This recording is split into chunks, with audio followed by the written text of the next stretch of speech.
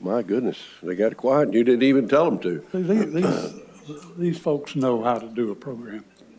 So good afternoon. I'm Charles Overby, chairman and founder of the Overby Center for Southern Journalism and Politics.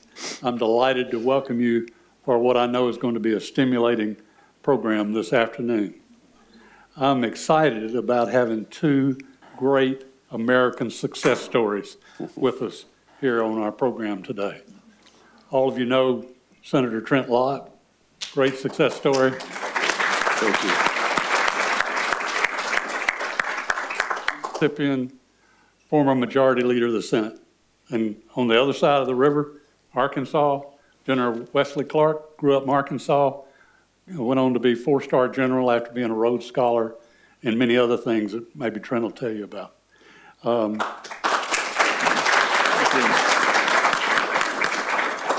Today we're going to talk some about civilized discussion in politics. And I was reminding Senator Lott that 16 years ago, the very first event we had here was with Senator Lott, the leader of the Republicans in the Senate, and Senator Tom Daschle, the leader of the Democrats in the Senate. And so for all these years, we've tried to promote civilized discussion about the intersection of politics and media. Senator Lott's been a friend from the first, and Trent, we're so glad you would join us and that you would invite General Clark to be with us. Thank you. It's a great honor to be here. Thank you very much, Charles, and appreciate the Overby Center. Y'all have done a magnificent job here. I'm very impressed, and thank you all for being here to help welcome and listen to this great general that we have as our special guest here. I had the opportunity over the years, because of you elected me to the Senate, to meet a lot of generals and admirals, but I have to tell you, this is, I think, one of, if not the greatest general in modern history for the United States of America. Now, we didn't always agree. In fact, one time in my conference room in the leader's office, he was sitting at the other end of the conference table. I can still visualize him sitting there. I said, "You're Clinton's general, aren't you?" He didn't think that was too nice, but he did a magnificent job. I'm not going to give you his full history, but being from Arkansas, he's done pretty good. And we were hoping maybe their sports will pick up a little bit while he's there. But he did go to West Point, where he graduated as valedictorian, #1 in his class at West Point. And that's not a piece of cake. That's a great achievement for him to do that. And then he went to the other Oxford, not the Oxford. He went to Oxford, England, got a bachelor's, a master's in policy, politics, and economics. Pretty good training. But he went on to be a great general, and he was in Vietnam. I asked him, I said, "Were you wounded more than once in Vietnam?" He said, "Only one time, but it was 4 bullets." So, I mean, he's got the Purple Heart to prove he was there. But, of course, I think one of his greatest achievements when he went on to be the NATO commander. I think it's, European NATO group, and he was there when we had the situation in the Balkans. I remember that very well. Some tough decisions were made by the president and leadership by the general. And I think the record will show their leadership there, how they handled it, saved millions of lives. I mean, they were just killing people, a terrible process. But so he has done a great service to our country. He has a unique insight now to what's happening with Russia, with China, with Ukraine, the Middle East, and here he is in Oxford, Mississippi. So it's a great honor for me to be here with General Wesley Clark. And now my brother and my nephew by marriage over here told me that we had an awful lot of Republican speakers. Could we have a few more Democrats? Now, he's a marginal Democrat, but he did run for president in 2004 as a Democrat. But I think he got over it. And so we have talked a lot about our experiences with even President Biden and where we are in politics.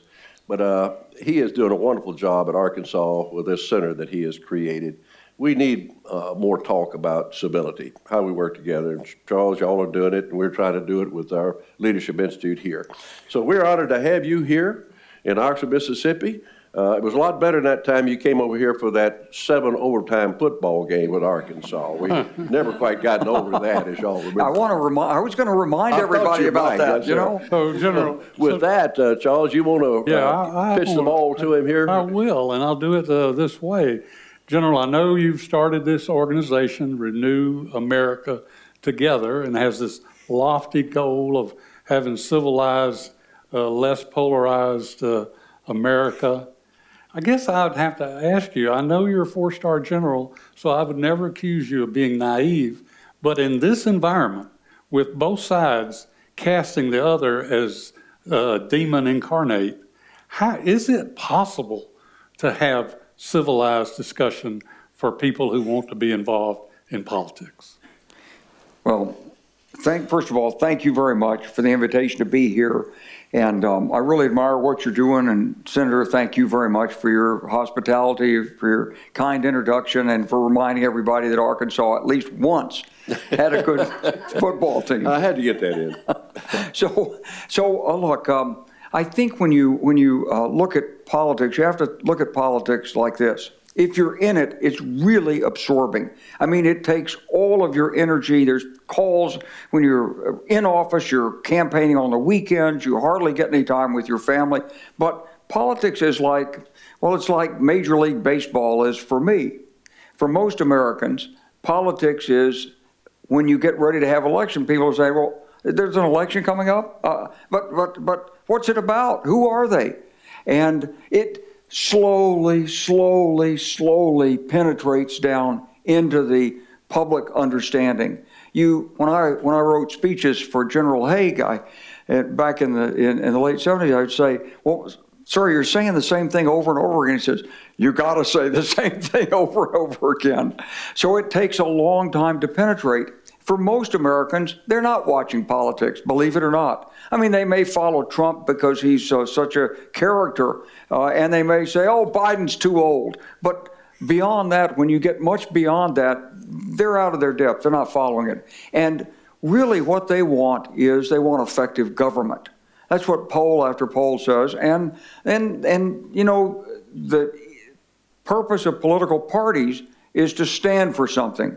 So each party stakes out positions that it thinks will discriminate in its favor against the other party. So if you're for abortion, we're against it. And if you're for this, we're against that. And so, but this is the professional politics. For most of the Americans, they're like, yeah, abortion, I just don't know what quite to think about it. But it's wrong, but then it's sometimes, and they can't quite articulate it. It's like, yeah, I like my guns, but these shootings, that's a problem. And they're looking for leadership, but most of all, they're looking for a way to communicate and stop the ugliness that's in American life. So I think if you get to ordinary people and you help them learn how to listen to the other person, because that's the most important thing, is listening to the other person, then you can begin to see that people can establish respect. And then, yeah, reasonable people can disagree, but it doesn't mean that you're an enemy because you have a different view. So I think that what we're trying to do is reach ordinary people. There are some people who are going into politics who come into us, but you know, as I learned when I ran for office, the professionals that make the money off politics by being there as staffers and so forth and consultants, they push the issues on you. And I was running for office, and Richard Holbrooke said to me, he said, Wes, you're a general. What are you doing talking about education and health care? You don't know anything about it. And of course, there were, prepared Democratic positions that were out there. That's what Charles Overby used to do. He prepared those papers for Tennessee. But for most of the American people, their ideas aren't that well formed. And what they're looking for are good people. And I think if you help people learn how to communicate and listen and respect others, then you have a much stronger country. And that's the idea. Yeah. So let's just jump in here with the big issue right now, Ukraine, Putin. I don't see a lot of civilized discussion about that. Help us understand this issue and then frame it in context of civilized discussion. Yeah. Well, generally, if you invade another country and you cross the international border, that's considered aggression. And it's against the United Nations Charter.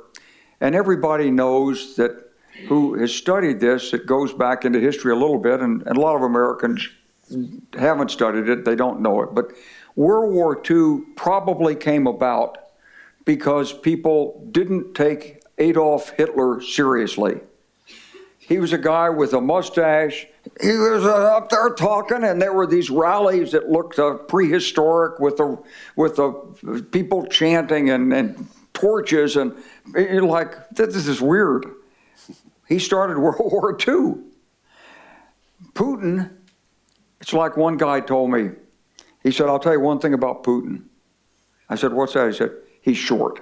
Okay, now, you know, in America, we have a cultural bias. We think leaders need to be tall and strong necks and everything. And so you look at a guy like Putin, you think, this guy's got a small man complex, and, you know, he's not serious. He's very serious. He invaded another country, crossed the internationally recognized borders of Ukraine. And he said he's not stopping there. His intention is to roll back and get reestablished the Cold War division of Europe. And unfortunately, those countries, not Ukraine, but these other countries that are in his target, they are members of NATO. And that means the United States is contractually, by law, obligated to take an attack on them as an attack on the United States. This could be very bad. So the best way to stop that is to help Ukraine stop Putin. Now, Ukraine is a nation of 40 million people, and its army is stronger than any army in NATO except for the American. And it's had 10 years already of fighting the Russians. So it would be really foolish of the United States to say, no, Ukraine, you're too far east, we don't care about you. We'd rather rearm Poland, institute the draft in the United States, send 300,000 Americans to serve in the military in uniform, and raise the defense budget from 2.5%, 3% of our gross domestic product to 6%, like it was during the Cold War. That doesn't make sense. But it's not even about budget and sending people. It's, for the first time, we've got a group of powers with nuclear weapons lining up against us. Russia, China, Iran's going to have nuclear weapons soon. North Korea has nuclear weapons now. It feels like the late 1930s before World War II. And then the United States could do nothing until we were actually attacked at Pearl Harbor. We stood by and watched as Nazi bombers were devastating England. In this age, you can't afford to wait until we're finally attacked, because it'll be too late. General, I agree with you on what you're saying about Ukraine, but the arguments I hear on the other side is, well, so much of this money is going to small businesses in Ukraine. And a lot of it is going for the United States to rebuild its own supplies, which is a serious issue, of course. And that there are other concerns about where that money is going, and are we tracking it? And, you know, what do you say to those arguments about what we're doing? Is it really effective? Is it being abused? Well, we've been giving them aid by, as one of the Ukrainian generals said to me over the weekend, I was there in Kyiv, he said, you're giving us aid by the teaspoonful. We need it by the cup or by the quart pot.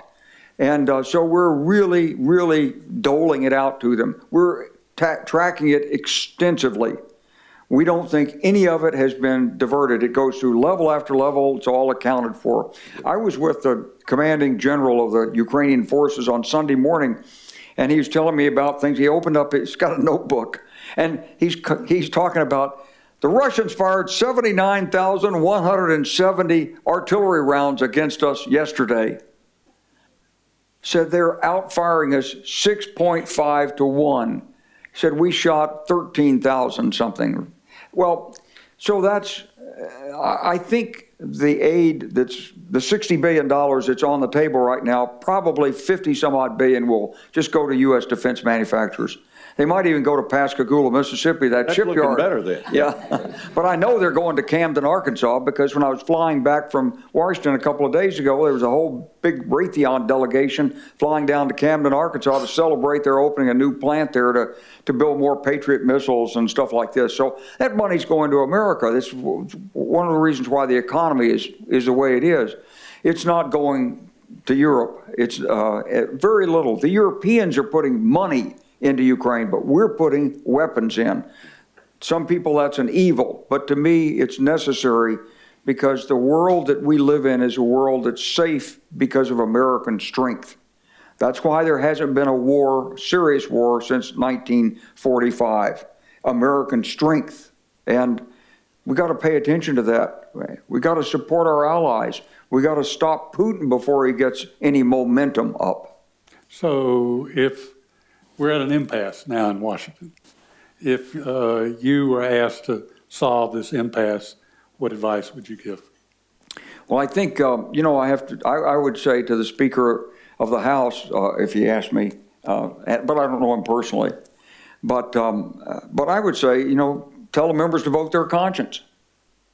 Just let it come to the floor, get it out, let them vote their conscience. Now, I think that works in the Senate. I don't know if you ever did that, Senator, but might be a little risky. You were the whip at one point, right? Yeah, so that was more fun than being leader. Yeah, because you got to whip everybody. But that's the only way. The only other way to do it is to declare a lot of the U.S. military stuff as obsolete. Some of it is. We have 10,000 tanks. 10,000 tanks, and we could only give 31 of those tanks to Ukraine. We have out in the desert at Davis-Monthan Air Force Base in Arizona, we have something like 500 fighter planes, including F-16s and A-10s that could go.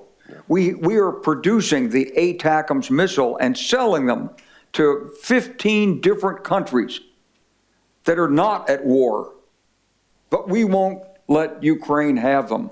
Now, all you have to do is tell those countries, look, we got this covered in law. Please, for $1 a piece, give those missiles over to Ukraine. They need them now, and we'll give you more later. So there are ways to solve this. But I'll tell you what the honest problem is. The honest problem is that Putin is holding the United States hostage with two methods. Number one, by talking about nuclear weapons. And we've been conditioned to be scared. Say nuclear weapons. Wow, nuclear weapons. And the White House comes back and says, that's a really bad thing to say. Yeah, bad for us. It seems to work for Putin. And then the other thing is, he's got people who talk his talking points, like Tucker Carlson, who used to be from Little Rock, by the way, who went to see Putin. And he's, he's not grounded in what's good for America. That's all I can say. I want to jump in and directly answer your question. I have met with the Speaker. And by the way, if he came here, you would really like him. I think he's a great guy. He did go to LSU, but he was active on the campus. He was president of his fraternity, Kappa Sig. He was a president of the Interfraternity Council. He's a devout Christian. He's a really good guy, but he's riding the whirlwind. He's got a tough job. I did meet with him 2 or 3 weeks ago and had some suggestions for him. One of them was I was telling the general that I urged him to set up a group like I had called the Council of Trent, which goes back to England. But it was 4 or 5 of my closest friends and number one naysayer. So that my friends would always say, you're doing great. And the naysayer said, what are you thinking about? Have you thought about how, women or educators would think about this? But the answer to the Speaker's thing, and there's a group there called, it's not no labels, but just good government type, Republican and Democrat. And they've come up with a bill that is the solution. It does have some border security language. It puts into place some of the stuff that Trump did, but not all of it. And it does cut back some of the amount that's in there for, remember, it's not just Ukraine. That money's in there also for Israel and Taiwan, including humanitarian aid for Gaza. So they do cut back some of the humanitarian aid. They do cut back some of the money in there that would go to Taiwan. So they reduce the overall amount of the package, but it's got border security and Ukraine. That's what they ought to vote on tomorrow. So, thank you, Trent. So, General, you referred to the period before World War II, which we know was isolationism by the Senate and a lot of people then. FDR broke through that with good visionary leadership at that time and communication. How would you rate President Biden in that area? And do you think he's doing enough to overcome this isolationist? Well, I think he needs to go to the American people and really lay it out in not just one speech, but in a series of talks about where we are. We are in a new era. This is different than it was 10 years ago or 20 years ago. When I retired in 2000, we were on top of the world. China was nobody, and Russia was in chaos. And Putin had just been elected president, and everybody said, America, you are the indispensable, exceptional power. Nobody says that about America anymore. It's different today, and the president needs to explain this. I know he's got a lot of things on his plate, especially, going up to this election, and people saying he's too old and all that stuff. But if I were advising the president, I'd say, look, this is a perfect issue for you. Stand up and be the leader for America and show military strength. I guarantee you George W. Bush would have done it. That's what he did after 9/11. And so the president needs to, the Democrats are, I don't want to get into this too much, but I mean, there's a lot of Go ahead, you're doing good. There's a lot of, every party, both parties have their own idiosyncrasies, but the Democrats are humanitarian. There's a lot of hand wringing. And when I announced I was going to run for president, they quoted a woman in Iowa, a Democrat, says, "There'll never be a general representing our party." Made me feel kind of bad because I was trying to be a Democrat, but there has been a residual. And when Tom Beasley and I fought in Vietnam, we knew that the Democrats were not supportive of the military. And what my wife said to the Democrats right after I got out, Democrats would say, "Well, why doesn't the military like us? Why doesn't the military like the Democrats?" Because you don't like them. And so there is that working. The president needs to be on top of that, and he needs to really speak out for national security. So another big issue is NATO, and you're uniquely qualified to offer your opinion about that. I saw in a recent interview relating to what Trump said about NATO, that NATO is not some dues-paying golf club. What's your view? Is NATO becoming a relic of the past, or is it as important for the future? It's kind of it's an odd thing about NATO, because they've never paid their share. When I was a NATO commander, I saw a letter that President Eisenhower, he was the first NATO commander in 1950. I think Harry Truman sent him to Europe to get rid of him, honestly. But he became the NATO commander, and the first letter he wrote back was, "The French and the British are not doing living up to their commitments." This has been a perpetual issue, and we always fight about it. But here's the truth of it. We always liked it, honestly, because if the Europeans did everything that we wanted them to do, they might tell us, "Hey, you boys are from across the Atlantic, we hear you, but we're not listening to you." And we've always liked it because that gives us the diplomatic heft at the United Nations and in the International Monetary Fund and the World Bank and dealing with other countries. And so we sort of have a collection of votes. You can count on that British vote and that German vote and so forth and most of these things. And so it's not necessarily, it hasn't been a bad thing that they didn't always, pay their share, but it's going to be a bad thing now because they are totally disarmed. They don't have operational equipment. They don't have the ability to produce munitions. Over 30 years since the Cold War, it's just sort of gone. So I was with the Dutch this weekend and talking to one of their parliamentarians and saying, I really liked the Dutch when I was NATO commander. If we'd had to use an invasion of Kosovo, they promised me a brigade. And he said, we don't even have a battalion right now. So a brigade normally has 3 or 4 battalions, so they've shrunk their military by 75%, and they're just representative of the rest of Europe. It's all shrunk. And so they've got to rearm and do more. It's not a relic. We need NATO, but these European countries, they gotta change their budgets. I want to take advantage of having you two great success stories to share some insight for our students. Now, it's a foregone conclusion that y'all have had successful careers. But 40, 50 years ago, when you were students, it was not certain, although Tom Beasley says, General, that from day one, you were number one in the class from the first test forward. But this is for both of you, what do you know now that you didn't know when you were a student that could be helpful to our students? Boy, that's quite a challenging question. Well, first of all, one of the things I did learn when I was here, and by the way, my greatest achievement was not being a congressman or senator. I was head cheerleader at Ole Miss. I was a head cheerleader, yeah. I got more votes than Al Paval. Where's Al? He's back there. And that's the only reason I got to be head cheerleader. I had one more vote than he did.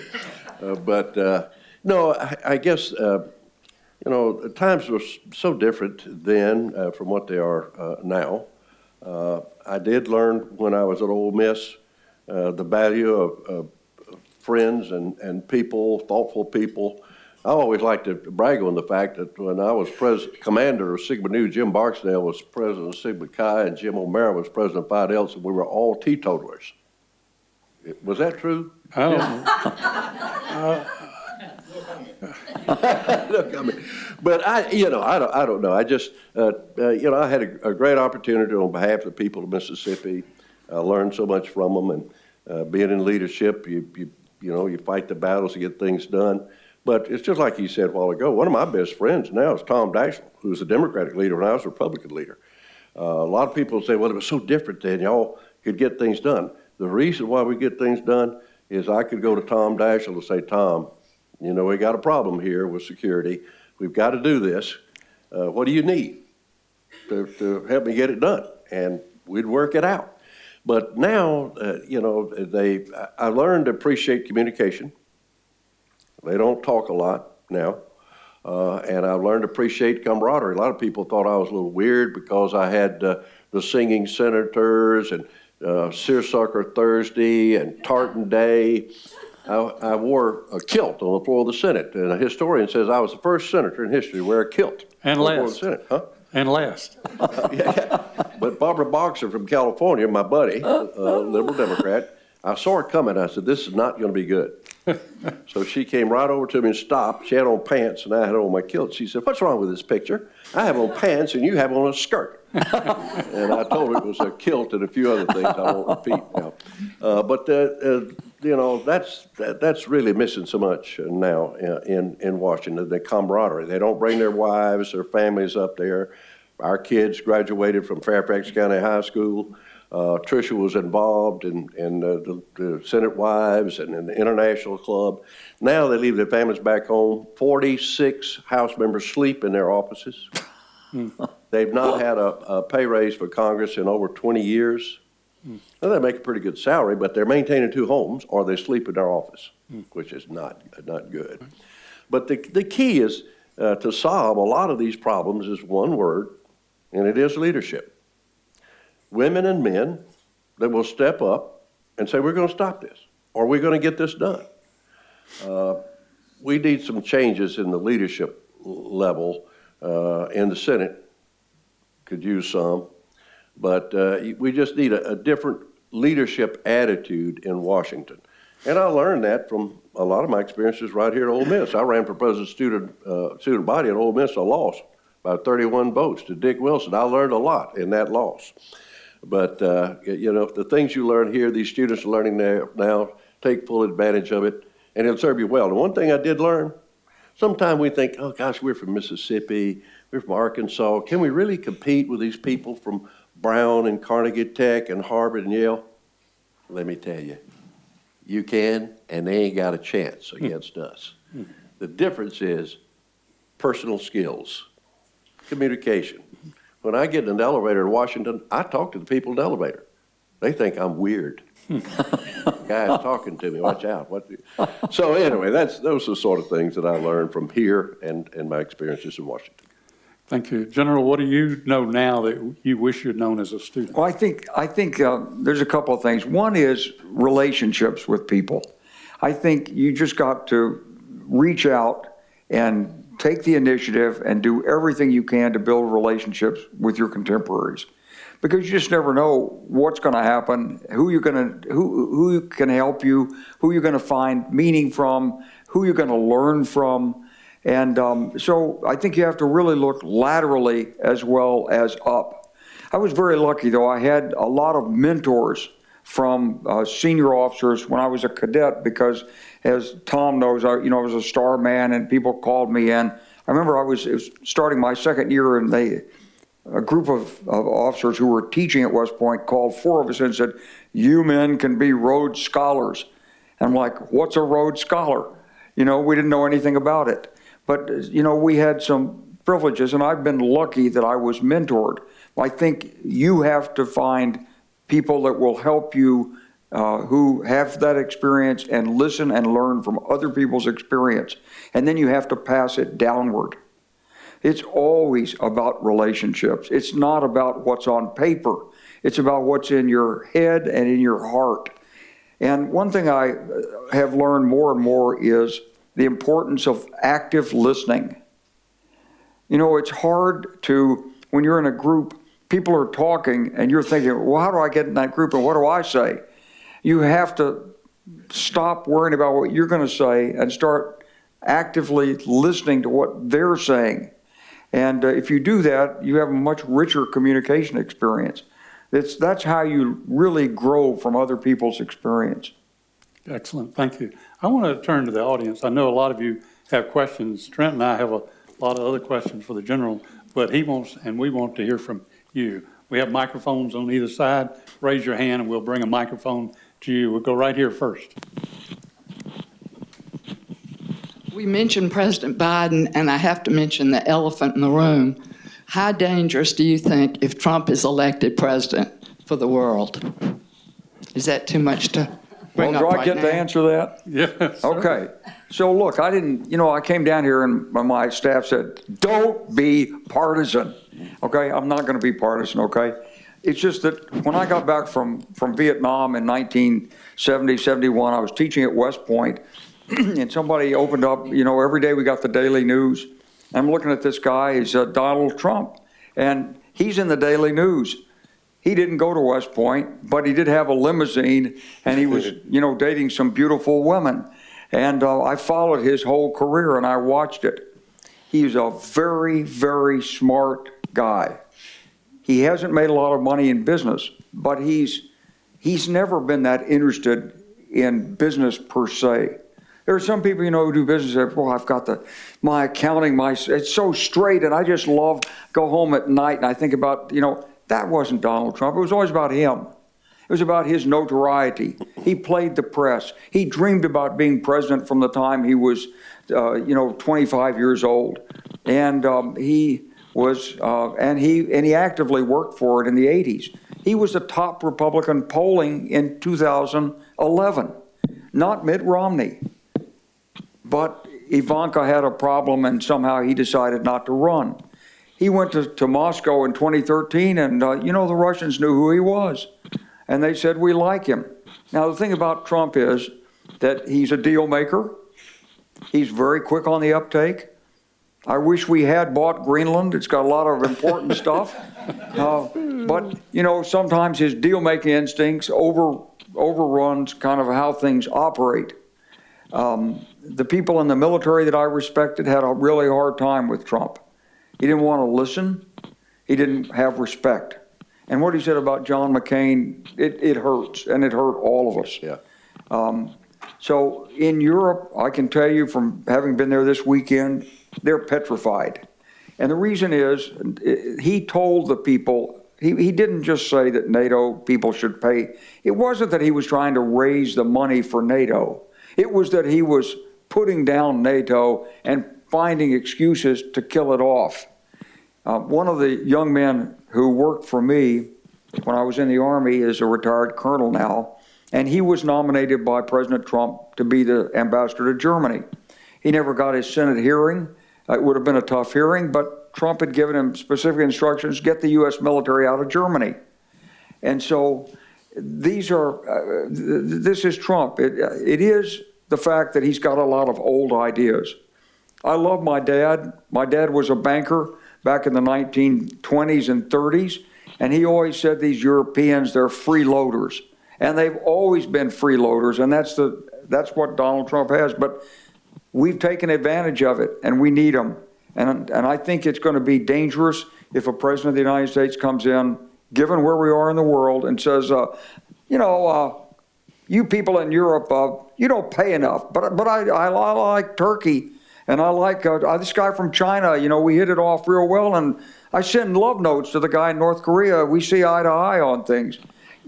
It's not business. This is your country. It's not about you as president. It shouldn't be. And that's my greatest concern. It is about Donald Trump.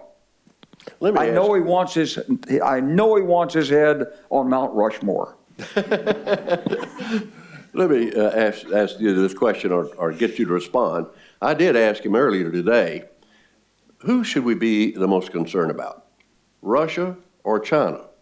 And I've been thinking, particularly in the long haul, it's China. But that was not the answer he gave me. No, and I think China is a concern, but it's a chronic concern. Look, the Chinese Communist Party believes that it should have the leading role in the world.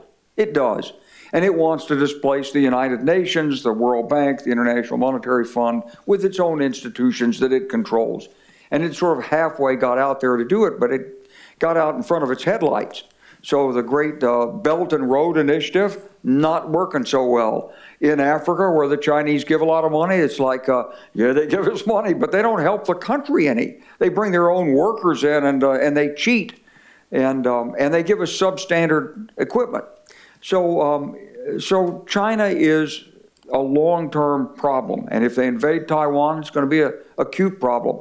But they're not ready to do that. Instead, they're helping Russia, and they're watching what we're doing in Ukraine. And they'll make their decision on Taiwan on the basis of many different factors, but one of them will be whether they think the United States stands up to its commitments or not.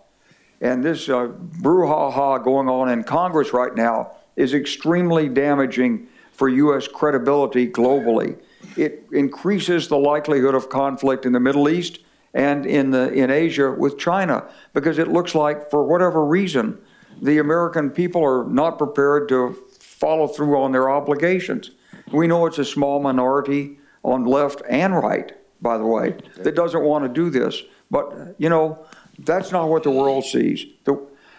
President Reagan said America's like a shining city on a hill. It was one of his great speeches, and I always look to that. I voted for Reagan twice. I want you to know that. That's good. And I cried when he gave his speech at Normandy in 1984, when he talked about the Rangers and why they climbed those cliffs, But here's the thing. Right now, American democracy is not a shining example for the world. People are looking at us and say, you're telling us to have free and fair elections in Ghana or in Africa, in the Democratic Republic of Congo. And look at your free and fair elections. You can't get an election and you can't govern with this. There's another model out there. The ambassador from Egypt told me a couple of years ago, he said, you Americans keep criticizing us. Well, let me tell you, there's another model, and China will help us. So we're not a shining city on the hill anymore because of the turmoil in our political system. We can't say, you should adopt an American-style democracy, because it's not that easy to make democracy work. It's hard. It takes really gifted leaders like Senator Trent Lott, who can work across the aisle, find compromises, find respect, gain respect, and that's tough in most parts of the world. So I think, the problem we have is an acute problem with Russia. Can worry about China, but if we don't stand up to Russia right now, we will have a war with China. Question? Yes, ma'am. Yes, sir. I agree with everything you said about, especially about Ukraine, but what worries me is this business with Gaza and what Netanyahu's doing over there. And I'm afraid with the genocide, a near genocide, there were up to 30,000 civilians killed, 30% of those are children. The humanitarian issue is just overwhelming. Aren't you afraid, shouldn't we be afraid of really upsetting those 2 billion Muslims out there? We've already got Russia, we've got China. Well, are we in danger of coming up with a third front with the 2 billion Muslims? Well, I think we have to recognize that the forces are working out there against the interests of the United States, and they are increasingly collaborating. When George W. Bush, after 9/11, said there was an axis of evil and named Iran, North Korea, and Saddam Hussein, it was as everybody understands, it was the artifact of a speechwriter who really created it. It was a great thing to say in 2002. But these countries then weren't working that closely together. They are now, not Iraq, but North Korea, Iran, China, and Russia, and they are increasingly working together. Someone told me they just saw a picture of a Sukhoi fighter with Iranian insignia taken in Iran. So the Russians are getting Shahed drones from Iran. They're repaying it with anti-aircraft systems and apparently jets. They told me there's 10,000 train loads of rockets that have come from North Korea to Ukraine. Putin will replay that with technology. China has had people working in Ukraine from the beginning on the Russian side, just very low-key, just sort of following things. But China is a major source of chips and other things that Russia needs for its military-industrial complex. So it's sort of forming up against us. It's not dissimilar to what happened in the 30s.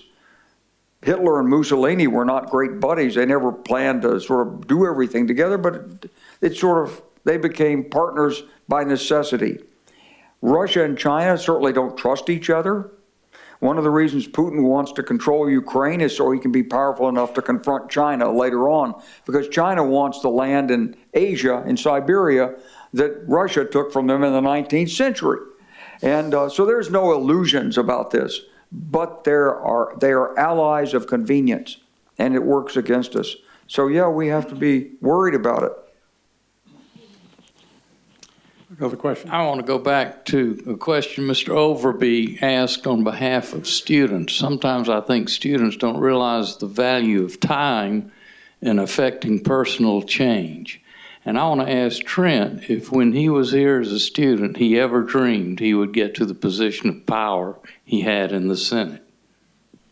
No, there's no way I could have dreamed that. And, I've lived such a blessed life. It's been incredible. But one of the things I tell students when I talk to them about leadership, one of the things you need to do if you aspire to be a leader or provide leadership, you have to get involved. So what happened with me, I went back to my hometown, Pascagoula. Tricia and I were happy. We had a young son. Everything was going good. I was with a law firm. I was with a trial law firm. I got involved in a gubernatorial campaign for John Bell Williams. He was running for governor. And he came to Pascagoula, the beach park. And the chairman of his campaign in Jackson County was a barber who didn't like to speak publicly, so he asked me to introduce John Bell Williams. So I was honored and glad to do it. I did so, and after the event, I met the local congressman, Congressman Bill Calmer. I'd never met him because he was a legend, served 40 years in Congress. 2 months later, he called me one Saturday and said, "Will you come down to the house to see me? I want to talk to you about something." And he wanted me to come to Washington to be his chief of staff. I was totally floored, and I was chicken. I'd only been to Washington once, and I didn't like it. But Tricia, my bride right here, said, "Oh, let's go. A couple of years in Washington, it'll be good experience, you can come back, practice law, everything will be great." And then 4 years later, he announced he's going to retire. I went in, visited with him, told him how much I admired him. He was a Democrat. I told him I was going to have to run as a Republican. And he took a puff of his cheap cigar and took a sip of his old granddad bourbon. And then he said, "Well, I admire your courage, but I fear you're embarking on a hopeless crusade." My heart sank, but I said, "Well, that's the way, Trish, and I think we have to do it." So I went out, ran as a Republican in the primary. 2 weeks before the general election, Congressman Bill Calmer, the legendary chairman of the Rules Committee for 40 years as a Democrat, endorsed me. And the election was over when Bill Calmer said, "This is my guy." And then, 16 years in the House, whip in the House, and 16 and 19 in the Senate. There's no way I could have planned or dreamed what would happen. But I have to tell you, the experiences I had growing up in Mississippi with my grandparents out there in Carroll County, both my grandfathers were elected officials. The experiences I had at Pascagoula High School, the experiences I had at Ole Miss, it made it all achievable and attainable. So I've been blessed, but that's one reason why we have the Leadership Institute here at Ole Miss. Billy Godchell and Melissa Jones are here. They do a fantastic job. But I'm convinced that what I experienced and learned when I was a student here in undergraduate school and law school absolutely made it possible for me to wind up being majority leader in the Senate. And I also say that it was a lot easier being majority leader of the Senate than it was being commander of Sigma Nu fraternity at Ole Miss. Other questions? So in the beginning, I heard General Clark, you talk about the American people want government to work for them. An example, Senator Lott, that you gave was the No Labels. I think it's the Problem Solvers Caucus Problem Solvers. over in the House. And that's a great example of the infrastructure bill largely passed because of those efforts, and they've done several other successful initiatives. And I'm just curious, both from the perspective of getting things done in Washington and what the American people clearly want. What's the problem? In other words, why don't we see more examples of this? Why don't we see more attention paid to those success stories and how reaching across the aisle, so to speak, is advantageous? And then what do students need to be learning and doing and participating in, either curricularly or extracurricularly, in order to prepare them to make those kinds of changes as they become the next leaders, having those kinds of conversations, listening to different perspectives, and making the kinds of changes that require different levels of thinking than, siloed or, political types of thinking? Geez, that's a tough question. But I can refer to Senator Roger Wicker. Now, he's running for re-election, and I don't want to just be here on behalf of his campaign. But he cast a vote a couple of weeks ago that was courageous. And if he'd have taken a poll in Mississippi, they would have said, "Nah, we don't like that vote." But it was, our representatives are not there to have a referendum every time they vote. We're supposed to elect good men and women that go to Washington, study the issues, and vote on our behalf. Roger Wicker voted for the supplemental that included funds for Ukraine, Israel, and Taiwan. Yep. That was a courageous vote. And I sent him a note. I said, "You may be proud that you showed the courage to cast the right vote." So that's what we need more of. Sometimes, a lot of people don't agree with a lot of stuff that's going on in Washington now, and they're right on a lot of it. But sometimes elected officials need to explain why they're doing something, to educate the people. And I don't think we do enough of that. What about it, General? Well, I think politics is like a moving river. It's never the same. It always changes, and the standard is what works within the limits. And so American politics has changed a lot in 40, 50 years. There used to be a fairness in media law. We got rid of that. There used to be a limitation on how many stations you could own in a media market, so it couldn't be dominated. I came back to Little Rock, 2002. A guy said, come out and do a radio commercial. Come out, there's 8 radio stations, all owned by Clear Channel Communications. And they all use the same news, and that's the only news you get on the radio. So I gave my first speech one of my first speeches after I retired down at the Everglades Club in Palm Beach. You've probably been there. It's a exclusive sort of waspy club.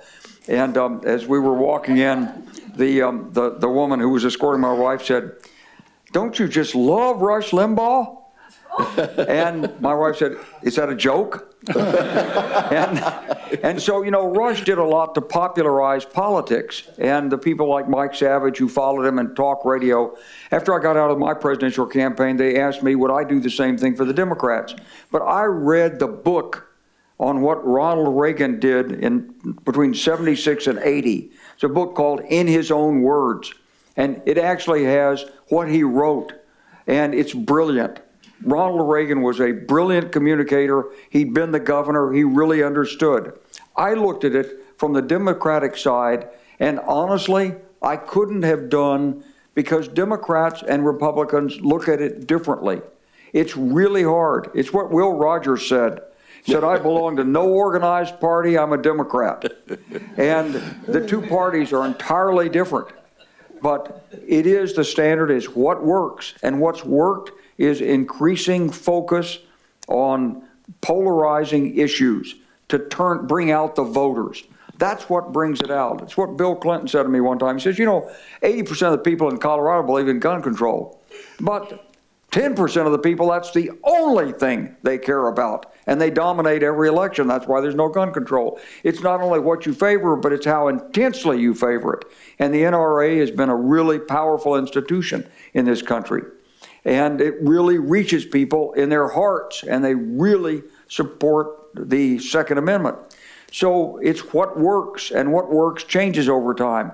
Social media, the lack of fairness in media, the ability of the shock jocks to mobilize and make fun, all of these networks, like I'm with CNN, but CNN's going through a really tough time. It's supposed to have been, when Ted Turner started it, it was the first 24-hour news, and it's like, really? There's going to be different news every 24 hours during it? I mean, that's hard to do.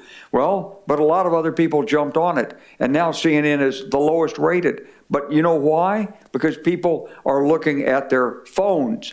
They don't want to sit and listen to a half hour of repetitive cable news. They want it streamed. They want the first sentence. They go through Yahoo or something like this. And so it's constantly changing. We did ourselves a big disservice, in my view, when we got rid of earmarks in the Congress. We got them back now. We got rid of earmarks, and we put the TV cameras up there so there was more transparency. We thought transparency was good for democracy. We thought guys getting together in the closet in smoke-filled rooms was bad. We were wrong.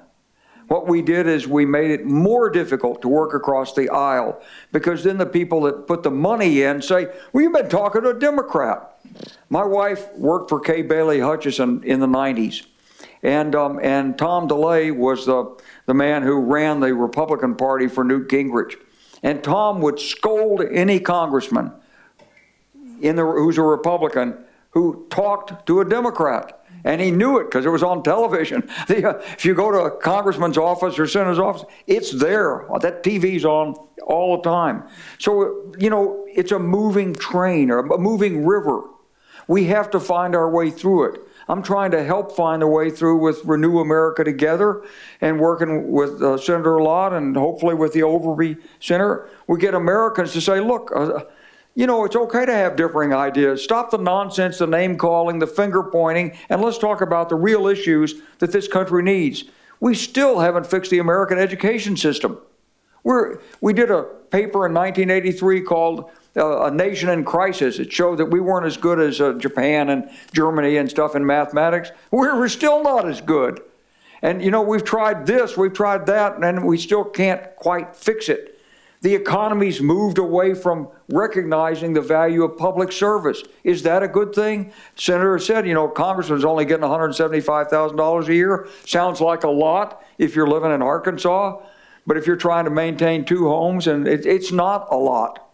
It's not a lot. And so there are a lot of things. We used to talk about the common good. Airlines came because the government supported it for airmail. That's how it got started. And we used to say that every little town had an airport. We paid for that. And in Arkansas, I used to be able to fly between Pine Bluff, Little Rock, Hot Springs, and Fayetteville. Now you got to go to Memphis. And there's nothing in the state except Little Rock and Northwest Arkansas, and probably the same in Mississippi. So look, it's a moving river. And the only way you fix it is to get government to work for you, and that's by educating voters and getting the turnout up. And it's a shame if you have to do it by name calling, making fun of people, and getting these polarizing value issues when there's so many important issues that we have to deal with through our political process. I agree with you on earmarks too. I always maintain that I knew more about the highway needs in Mississippi than some bureaucrats at the Department of Transportation in Washington. I knew what we had at 55. Give a 30-second definition of earmarks. Earmarks is where a member of Congress, a senator, or a House member can go to the Committee of Jurisdiction and put money in there. We got a beautiful bridge, by the way, at Greenville, Mississippi, from Mississippi over to Arkansas, and it was I got a $100 million earmark for that bridge. And the reason why it was needed, I crossed that bridge one time going to Arkansas, and the dang thing was shaking because our barges had broken loose, and you had columns in those days. Now we got a suspension bridge. And I had a guy one time ask me if I'd got an earmark for a bridge in Pascagoula, Mississippi. And I said, well, hell yeah, where'd you think I'd put it? Brooklyn? And he was so shocked at my response, he never wrote it up. Earmarked, and this brings you made me think about it. One of his friends and my friends is Rodney Slater, who was Secretary of Transportation for Bill Clinton from Arkansas, African-American, great guy, was in a law firm with him. And he admitted that when he got the Transportation Appropriations Bill, he had his secretariat. They sat down there in that transportation building in Washington, and they decided where these federal funds would go, a bridge in Minneapolis or a highway in Texas. But quite often, maybe it was needed more someplace else. So Rodney Slater, who was Secretary of Transportation, was actually an advocate for earmarks. Now, it needs to be done responsibly. There needs to be a process. You should have to go through a committee. You should used to get Corps of Engineer projects from Biloxi, Mississippi. You had to go to the Public Works Committee, get the authorization, then you had to go to the Appropriations Committee and get the funds. But we got the funds for the channel at Biloxi, Mississippi. So you need a process. You need to make sure it's not abused. And that's why earmarks will stop for a while, because Congress got out of hand and it would run up into the billions, and it was not a system you could track whether it's really done properly. So it's back now, and I think they're doing a pretty careful job with it. Maybe one more question up here, yes. Senator, General, and Mr. Overby, thank you so much for coming today, and thank you for taking my question. I have a kind of a double-edged sword of a question for the General and for the Senator. General, do you think that that our corporations and our domestic industry is short-sighted when it comes to China, when it comes to moving into the country, setting up shop, and looking at the short-term promise of the gain of 1 billion people in a market over the consequences of intellectual property theft and over the consequences of a government that's going to subsidize their own domestic industries to outcompete and run our industries out of business? How do you think our corporations should deal with that problem, or should they just pull out of China altogether? Our auto industry did just fine selling to Americans for 100 years. They don't, I don't particularly think they need China, but how do you feel about that? And Senator, as it pertains to that economic question, how do you feel that during your time, for example, Glass-Steagall, how do you feel the deregulation of the banking industry either helped or hurt that long-term potential of both our domestic auto manufacturers and other corporations to keep our manufacturing base here at home? And just in general, how do you think it affected the financial standing and the financial stability of our system? We see several banks merging. We see so many local banks going out of business. Do you think that had any part to do with it, or do you think that's just a result of everything that has happened since 2008? By the way, if you're a student, I think your professor should give you an A. Thanks, sir. Those were both great questions. Thanks, Dr. Morgan. Okay, look, I don't want to say anything bad about corporate leadership because I know a lot of them, and they're all good people and they're all patriotic Americans. But they have a fiduciary responsibility to the shareholders to do certain things. And so it's really hard for a company that's got an opportunity to get a big contract in China to say no, because in general, I heard General Clark say that China's a threat and I don't want to give them the benefit of this. And then somebody else comes in and does it. ExxonMobil is still in Russia. Yeah. And despite the fact of what we're saying about Ukraine, they're still in Russia helping them pump oil. So the only way that this gets hashed out in a reasonable way, you need the profit motive in business. Without the profit motive, stuff doesn't happen. If you go to Africa, and as I have many times, and you drive down the roads in Africa, you see abandoned houses, businesses, because some well-meaning, well-intentioned, non-governmental organization came in and tried to do something, and it didn't actually have a profit motive behind it. Without a profit motive, the people who make things work won't make it work. So you have to do that. On the other hand, you have to protect the public interest. So you have to hash out this through the political process. That's what we do. Now, my criticism of the political process is there's dark money in the political process. That wasn't supposed to happen. Citizens United in 2010 opened up the gates for these super PACs, they're called, where there's no limit on the contribution. But worse than that, it was interpreted that they don't have to release the money of who's donating it. And this is a problem because money comes in from subsidiaries of foreign companies. Money comes into consultancies in Washington from foreign governments. Says, well, we'll give you $100 million to help us avoid sanctions. And what does that company do with the $100 million? They give $90 million to politicians. And they shouldn't have the right to influence our election. We need to make the sanctity of the American political system airtight and keep foreign money out of it. The benefit is for the American people, not for the rulers in the Middle East or China or Russia or whatever. So it's got to get the right balance between private and public good. We're out of time, but and I need to write a thesis on your question about Glass-Steagall and the deregulation of banking. Generally speaking, I've always leaned toward less regulation. And I do think that the deregulation that we did in, I guess, the 90s of the banking industry worked out okay. So, you know, you got to be careful about that. But for instance, right now, I'm talking to people like Lindsey Graham of South Carolina and Ted Cruz and some Democrats too about, okay, do we need to do something about regulations on social media? For instance, under the law, 230, Section 230, they can't be sued. What? In the American system, you know, my brother-in-law would think, yeah, we ought to be able to sue these cats just like anybody else. You know, there is a good reason for some control or some regulations of how people perform. But I always lean toward, okay, we need less regulation, not more. But there are things that need to be regulated to make sure that it's fair and just to the American people. General Clark, last word. Last word is, look, we would love it if you all are interested in our program, Renew America Together. We're renewamericatogether.org. We're open for applications for the next group that's coming in.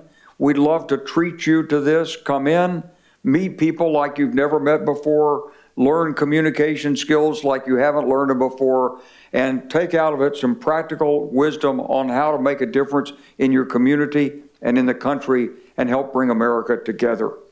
renewamericatogether.org. Thank you.